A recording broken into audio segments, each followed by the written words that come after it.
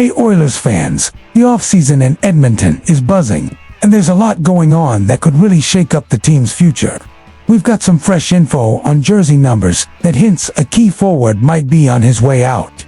Plus, there are hot developments about the goalie situation.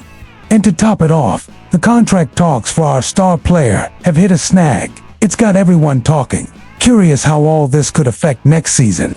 Stick around till the end. If you bleed orange and blue, hit that subscribe button. Let's show the strength of Edmonton's fan base and push for 1,000 subs together. Today, I've got some breaking news for all of you who live and breathe every shift the Oilers play. The offseason is packed with moves and roster tweaks, and these are already shaping what we'll see on the ice next year. Brace yourself, because there's news that's going to stir the fan base. We'll talk numbers, names, and of course, hope for 2025-26. Before I drop the big reveal, let me set the scene. The Oilers have been in a bit of a rebuild mode, focusing hard on youth and the new talent coming in to make an impact. And you know as well as I do, a player's jersey number in the NHL isn't just a number, it's identity. It's passion. It's how fans connect with the guys out there. So knowing who's wearing what is basically a sneak peek into what's coming. There's also a big question hanging over a name that's left its mark on recent Edmonton seasons but might be moving on now. This is a major shift, and for those who've followed the team's story closely, it's a moment to reflect and feel some real anticipation. Keep your eyes peeled. This news could change the team's direction and definitely tug at fans' hearts. Alright, here's what you've been waiting for. The four newest Oilers already have their numbers locked in for 2025-26. If you're planning to grab a jersey and rep the new crew, this is your moment.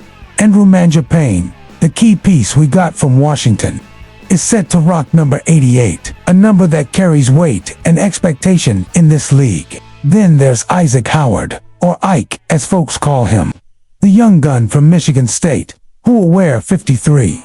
These two are set to make some noise alongside our headliners, McDavid and Dr. AISAITL. Another familiar face making a return is Trent Frederick. He's taking number 10 and looks ready to play a solid role among the top 9. Curtis Lazar, once an Oil King and now a full-time Oiler, will sport number 20. Expect Lazar to shuffle between the main lineup and the bench, but he'll be crucial in special teams, especially penalty kills. And here's the kicker a lot of fans have been waiting on, with Isaac Howard stepping into number 15. It looks like Jeff Skinner's time with the team is wrapping up. Skinner was a free agent, gave a decent effort, but just didn't hit the scoring marks people hoped for. The team's choice signals a friendly parting. So, Oilers fans, what's your take on this shakeup? Think the young guns can fill Skinner's shoes and push the team deeper into the playoffs?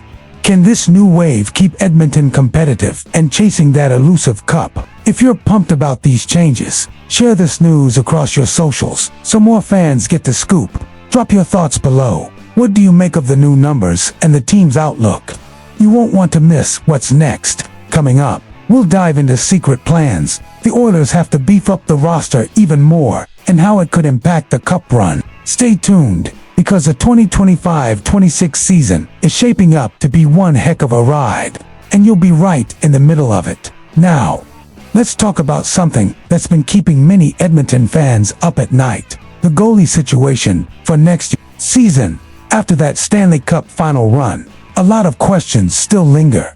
During the playoffs, the crease was split between Stuart Skinner and Calvin Pickard. That left fans wondering, can this duo really take us all the way? What's the team's plan to solidify this position? On top of that, there was a big shakeup behind the scenes.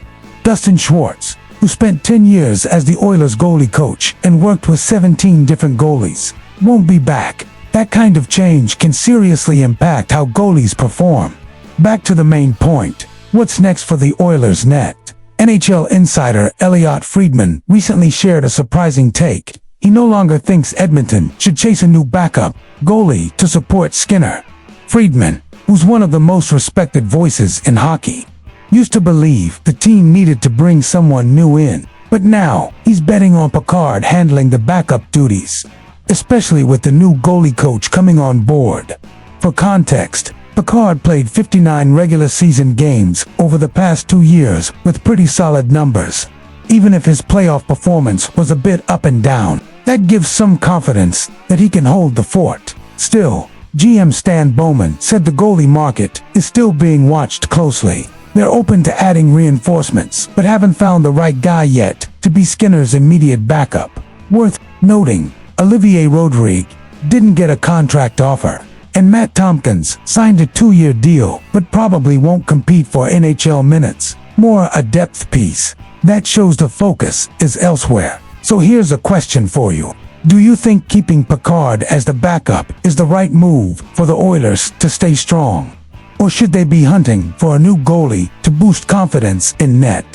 Let me know what you think in the comments and what's coming after these moves. We've got exclusive info on possible trades and signings that could really shake things up for Edmonton. If you want to see how the team's gearing up for the grind ahead, stick close. We bring you the inside scoop and analysis only true fans deserve. You know Connor McDavid is the team's superstar, right? Well, contract talks for his extension are still front and center. Since July 1st, McDavid has been eligible to sign an extension, but nothing's been inked yet. GM Stan Bowman has said they want to let Connor pick the right time to sit down and negotiate. It seems they're giving him space after a tough, emotional season. TSN's Ryan Rishaug noted McDavid probably needs time to process losing in the Stanley Cup final.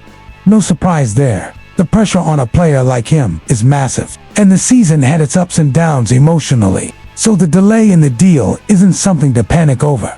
Now, here's the spicy part. Martin Byron, also from TSN, revealed a potential offer on the table. A 2-year contract worth around $16 million per year, a bit less than the $18 million McDavid might ask for. But there's a catch. The deal would include clauses giving McDavid the option to leave if the Oilers don't win the Stanley Cup.